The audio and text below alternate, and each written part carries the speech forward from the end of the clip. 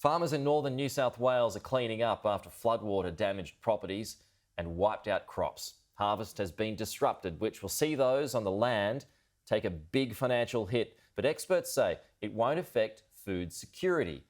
Gabriella Power filed this report from Wee Waa. It's been brewing since the start of harvest season in early October.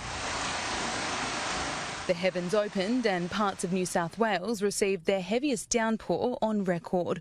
We had a number of places on our farms where banks went close to going, having water go over the top and crops that would be flood protected and buildings came under threat. Daniel Carl is a farmer in Wee Waa on the northwestern slopes of the New England area, one of the places worst hit by extreme weather. During the peak, the only way to access parts of the property was to take a boat out on floodwaters, which was 1.5 metres above land. It can be a little bit overwhelming, really. There's a wall of water moving through your farm. There's really not much you can do about it. It's a really extreme example of how farming and living on the land's just trying to manage things that are out of your control. Like many farmers in the region, Daniel was supposed to have a bumper harvest season, producing top quality wheat. Wet weather left them decimated or downgraded the quality, which means financially he's taking a hit. He'll have to sell the produce for 40% less. A lot of it's probably destined for feed, which is a shame because we had some really great looking crops coming in early on, but it's a case of what could have been. People across country New South Wales are hurting. Bernie Martin is an agricultural engineer. He's witnessed his clients lose almost everything overnight.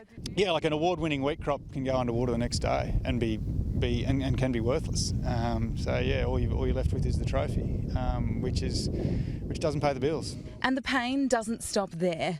So not only is there a significant hit on the income side of the balance sheet, there's unplanned expenses to repair works that have been damaged by the water. Everything from levees and dams and power infrastructure, engines, irrigators, everything. This cotton field has been inundated with floodwater.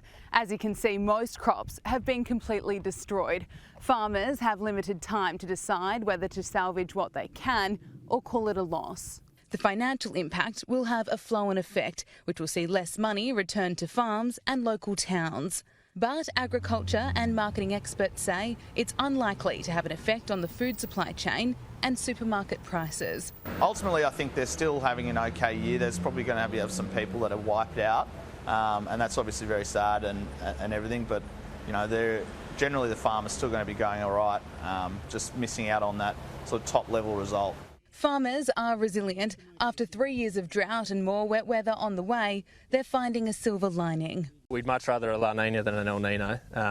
We're in a pretty good position where we've got on-farm storage is full, keep it upstream of us is full, and so our prospects for our summer crop and for the next couple of summer crops. Farmers like Daniel are back on the job, harvesting what they can before more wet weather rolls in. Gabriella Power, Sky News, Wee Waa.